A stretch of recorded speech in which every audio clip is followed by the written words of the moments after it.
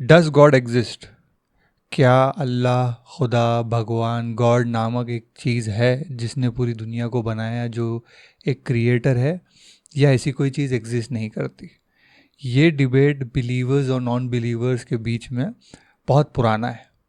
और बिलीवर्स में मैं उन लोगों को कंसिडर कर रहा हूँ जो एक क्रिएटर में विश्वास रखते हैं, और अक्रॉस रिलीजन्स, चाहे वो किसी भी नाम, अच्छे नाम से उसको पुकारे, सारे अच्छे नाम ऊपर वाले के हैं, तो उनको बिलीवर्स में हम पकड़ेंगे। और जो एथियस्ट है या वो ये कहते हैं कि खुदा एग्जिस्ट नहीं करता, उनको हम नॉन बिलीवर्स कहेंगे। और मैंने ये नोटिस किया है कि जब भी बिलीवर्स और नॉन बिलीवर्स के बीच में डिबेट चलती हैं, और अगर कोई ऐसा एथियस्ट बात कर रहा है जो कि बहुत एलिक्वेंट स्पीकर हो, बहुत ही आर्टिकुलेट हो और डिबेट में एक्सपर्ट हो, तो जब वो बात करता है तो कभी कभी बिलीवर्स भी घबरा जाते हैं। ऐसा ही एक स्पीच, एक टॉक में जावेद अख्तर की देख रहा था, जो कि ऑब्वियसली बहुत ही उम्दा स्पीकर है और बहुत फेमस एथियस्ट भी है। तो वो उन्होंने शुरुआत ही अपने डिबेट की ये करी थी कि बिलीफ का मतलब ही ये है कि ये फैक्ट में बेस्ड नहीं है, और अगर ये ट्रू होता तो उसको फैक्ट करते, बिलीफ नहीं बोलते। बिलीफ के मायने ये हैं कि वो फैक्चुअल नहीं है। तो ऐसा आर्ग्यूमेंट उन्होंने रखा, और कभी कभी हम बिलीवर्स भी ऐसा सुन के कभी कभी घबरा जाते हैं कि, और इसका आर्ग्यूमेंट या इसका कोई जवाब हमारे पास नहीं होता। तो इसको समझने के लिए थोड़ी लैंग्वेज की और वर्ड्स क्या मीन करते हैं उसकी समझ होना हमको ज़रूरी है, इसके पहले कि हम इसको आर्ग्यू करें, इस पॉइंट को आर्ग्यू करें। सबसे पहले तो बात ये सच है कि व्हाट इज़ अ बिलीफ?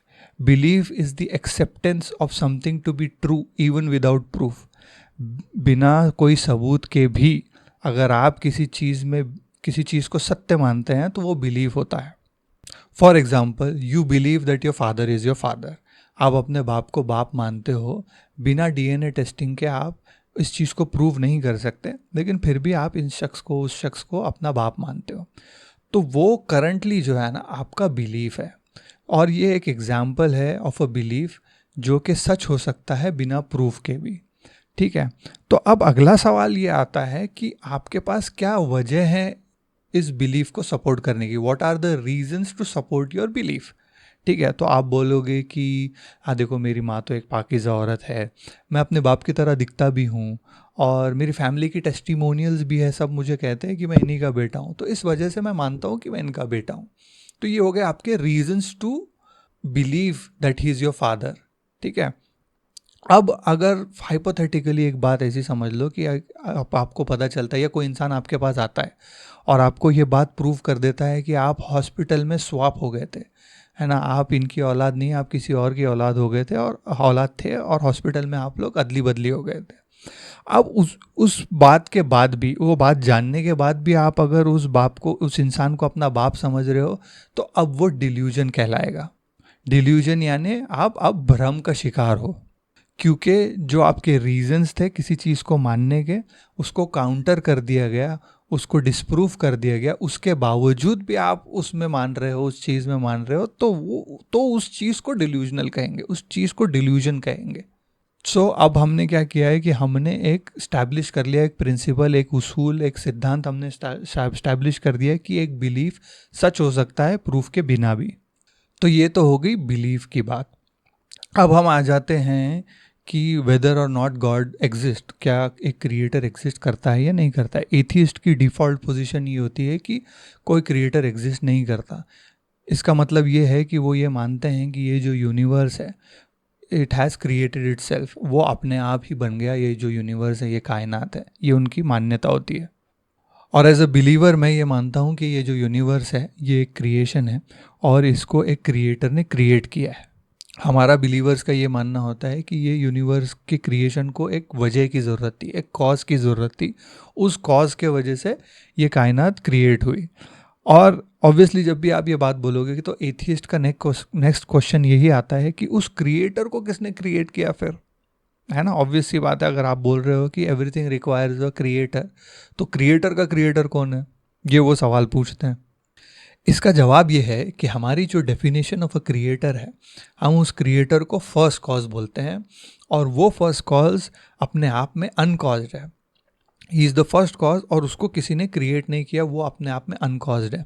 ठीक है, एथियस्ट का जो आर्ग्यूमेंट है कि फिर क्रिएटर को किसने बनाया, फिर उसके क्रिएटर को किसने बनाया, ये चीज़ आपको इन्फिनिट रिग्रेशन में लेके जाती है, जो कि लॉजिकल नहीं है। और इन्फिनिट रिग्रेशन अगर हो गया तो आपको इफेक्ट कभी नहीं मिलेगा। इससे मैं क्या मीन कर रहा हूँ, ये थोड़ा कॉम्प्लिकेटेड लग रहा है अभी, लेकिन मैं जब एग्जाम्पल से आपको समझाऊंगा तो आपको बहुत क्लियरली समझ में आ जाएगी इस बात। ठीक है, आप एक एग्जाम्पल लीजिए एक सोल्जर का। सोल्जर के हाथ में गन है ना, गन के ट्रिगर पे सोल्जर की उंगली है, और वो शूट तभी करेगा जब उसके सुपीरियर से उसको ऑर्डर आएगा।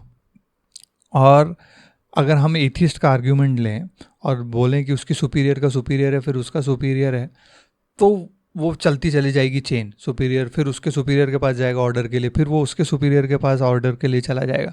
तो ये इनफाइनाइट टाइम्स चलता जब अगर चला गया, तो ये जो बुलेट है वो कभी फायर नहीं होगी और वो गोली कभी गन से निकलेगी नहीं। अब नाउ आप इस यूनिवर्स की क्रिएशन को वो गोली समझ लिए जो गन से निकली है। ठीक है, यूनिवर्स क्रिएट हो चुका है, हम इस यूनिवर्स में हैं, इसका मतलब ये है कि वो गोली फायर हुई है, बराबर। उस शोल्जर ने उस ट्रिगर को दबाया। इसका मतलब ये अगर इन्फिनिट रिग्रेशन होता तो गोली कभी चलती नहीं। गोली चल गई, इसका मतलब वो चेन कहीं एंड होती है, वो एक फर्स्ट कॉज पे जाके एंड होती है जो इन इटसेल्फ अनकॉज्ड है, उसके ऊपर कोई नहीं है। ये लॉजिक से आप समझ सकते हैं फर्स्ट कॉज को जो कि अनकॉज्ड होता है। That is the creator we believe in. और ये यूनिवर्स एग्जिस्ट करता है, उसका प्रूफ है कि वो चीज़ एग्जीक्यूट करी गई थी, जिसको साइंटिस्ट शायद आज बिग बैंग भी बोलते हैं। वो शुरुआत हुई, इस ये अपने आप में उस चीज़ का लॉजिक देती है कि वो कहीं से तो शुरू हुआ है। फिर और अब इसके बाद आप और कंक्लूजन्स इस अनकॉस्ट कॉस्ट के बारे में निकाल सकते हैं कि ये अनकॉस्ट कॉस्ट जो है वो बहुत पावरफुल है, वो इतना पावरफुल है कि हम उसको इमेजिन भी नहीं कर सकते, और उसकी जो पावर है हम किसी चीज़ से कंपेयर नहीं कर सकते। ठीक है, ये अनकॉस्ट कॉस्ट इंटेलिजेंट है, क्योंकि जो उसने इतनी बड़ी दुनिया बनाई, जो इतनी कॉम्प्लेक्स चीज़ डिज़ाइन किया है, दैट मीन्स वो अनकॉस्ट कॉस्ट इंटेलिजेंट भी है, ये भी हम अज्यूम कर सकते हैं। थर्ड, हम ये बोल सकते हैं कि ये जो अनकॉस्ट कॉज है, जो उसने कायनात को बनाया, वो कॉन्शियस भी है। तो वो कॉन्शियस भी है क्योंकि उसने ये चूज़ किया इस चीज़ को क्रिएट करना। ये एक डेफिनेशन सी बन जाती है हमारे क्रिएटर की, जिसमें हम बिलीव करते हैं, दैट इज़ आवर क्रिएटर। अब हम एथिस्ट के आर्गुमेंट के ऊपर फिर से चलते हैं, जहाँ के अगर आप उनको पूछो कि ये यूनिवर्स कैसे क्रिएट हुआ था, तो वो ये कहेंगे कि वो अपने आप, उसने अपने आप को क्रिएट किया, या बोलेंगे मुझे नहीं पता। जब वो मुझे नहीं पता बोलता है तो वो एग्नोस्टिक्स की श्रेणी में आ जाता है। ठीक है, और जो बोलते हैं कि यूनिवर्स क्रिएटेड इट सेल्फ, तो आप अगर उनको प्रूव करने बोलोगे तो प्रूव नहीं कर सकते, क्योंकि देर इज़ नो प्रूफ कि इट क्रिएटेड इट सेल्फ। ठीक है, दूसरा एग्जाम्पल या दूसरा सवाल आप उनसे ये पूछ सकते हो कि दुनिया में कोई ऐसी चीज़ बता सकते हो जो एग्जिस्ट करती है बिना किसी कॉज के, बिना किसी वजह के एग्जिस्ट करने लग गई, ऐसी कोई चीज़ बता दो। तो वो भी कोई बता नहीं सकता। अगर एथिस्ट ऐसी कोई चीज़ बता दे जो बिगेन टू एग्जिस्ट करी बिना कोई कॉज के, तो वो क्रिएटर के आर्ग्यूमेंट को डिस्प्रूव कर सकती है। और उसके बाद भी अगर मैं क्रिएटर में मानूंगा तो तब मैं डिल्यूजनल हो जाऊंगा। लेकिन right now they can not counter, they can not give an example of a thing that began to exist without a cause. Science को इस्तेमाल करके हम कभी भी क्रिएटर एग्जिस्ट करता है या नहीं करता, ये प्रूव या डिसप्रूव कभी नहीं कर पाएंगे। क्यों? क्योंकि अगर क्रिएटर एग्जिस्ट करता है तो वो साइंस को सुप्रसीड कर देगा, वो नेचर को सुप्रसीड करता है, और वो सुपर नेचुरल में आ जाता है। उसको मेटाफिजिकल कहते हैं। मेटाफिजिकल और सुपर नेचुरल साइंस नहीं देख सकता, साइंस अंधा है वहाँ पर, साइंस उसको मेजर नहीं कर सकता। साइंस सिर्फ नेचुरल वर्ल्ड में डील करता है। So you cannot use science to prove or disprove God. Even Richard Dawkins जो है, जो एथियस्ट का बहुत बड़ा लीडर है, वो भी ये बोलता है कि creator could exist, creator exist कर सकता है, लेकिन वो नहीं मानता कि एग्जिस्ट करता है। ये उसका आर्ग्यूमेंट है। अब अगला लॉजिकल सवाल ये आता है कि यूनिवर्स क्रिएट क्यों किया गया था? अब क्या साइंस इसको आंसर कर सकता है? नहीं कर सकता। मैं आपको एक एग्जांपल के थ्रू बताता हूँ, और ये एग्ज़ाम्पल मेरा नहीं है, हमज़ा बोल के एक बंदा है, उसने इस एग्ज़ाम्पल को दिया था, और बहुत ही अच्छा एग्ज़ाम्पल है इस चीज़ को समझने के लिए कि साइंस ये प्रूव नहीं कर सकता कि ये यूनिवर्स किसने बनाया और क्यों बनाया। ठीक है, आप एक जंगल के थ्रू जा रहे हो, समझ लीजिए। उस जंगल में आपको दिखता है एक कॉटेज। आप कॉटेज के अंदर जाते हो, आपको दिखता है वहाँ पे एक किचन। आप किचन में एंटर करते हो, किचन में एक टेबल है, टेबल के ऊपर एक केक रखा हुआ है। कॉटेज पूरा खाली है, सिर्फ टेबल है, टेबल के ऊपर केक है। अब साइंस को यूज़ करके क्या हम ये समझ सकते हैं कि वो केक किसने बनाया और क्यों बनाया? वो केक किसी ने भी बनाया हो सकता है, किसी बूढ़ी औरत ने बनाया हो सकता है, किसी बच्ची ने बनाया हो सकता है, किसी बेकर ने बनाया हो सकता है। वो शायद एक बर्थडे केक भी हो सकता है, या एक नॉर्मल केक हो सकता है, या एक वेलकम होम केक हो सकता है। आपको सिर्फ इतना पता चलेगा कि वो केक है। केक वहाँ किसने बनाया और किस लिए बनाया, ये आपको पता नहीं चलेगा। साइंस का इस्तेमाल करके आप केक को देख सकते हो, आप केक के इंग्रेडिएंट स्टडी कर सकते हो कि ये किस चीज़ से बनाया गया है, लेकिन साइंस का इस्तेमाल करके आप हाउ और वाई का जवाब नहीं दे सकते।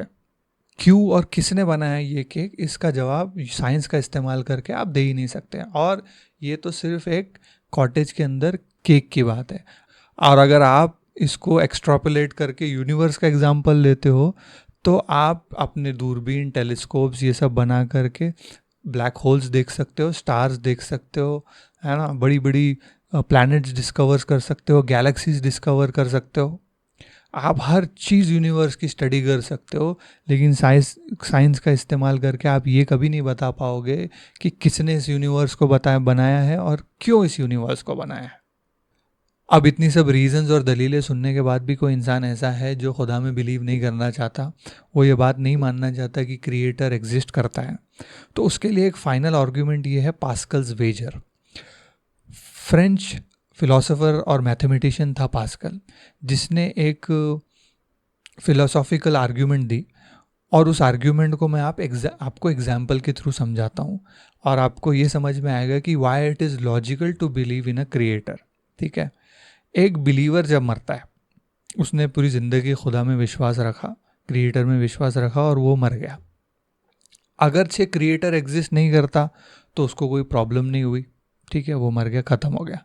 अगर क्रिएटर एग्जिस्ट करता तो उसका बहुत फ़ायदा हो गया, है ना, उसने मान के चला और उसको जन्नत मिली, दोजक नहीं मिली। ये हुआ बिलीवर के साथ। अब एक जब नॉन बिलीवर मरता है, तो अगरचे खुदा एग्जिस्ट नहीं करता तो ठीक है, लेकिन अगर खुदा एग्जिस्ट करता है तो वो तो पकड़ा गया, वो अब जहन्नुम में जाएगा। तो पास्कल का आर्ग्यूमेंट ये था कि इट इज़ लॉजिकल कि आप क्रिएटर में बिलीफ रख कर के ज़िंदगी जियो, ताकि मरने के बाद अगर आप सही निकले तो आपका फ़ायदा हो, और गलत भी हुए तो आपका कोई नुकसान नहीं होगा। On the opposite side atheist जो है, नॉन बिलीवर्स जो है, अपनी ज़िंदगी के साथ बहुत बड़ा रिस्क ले रहे हैं। ये उसका आर्ग्यूमेंट था, फिलोसॉफिकल आर्ग्यूमेंट, जो कहता है कि it is logical to believe in a creator.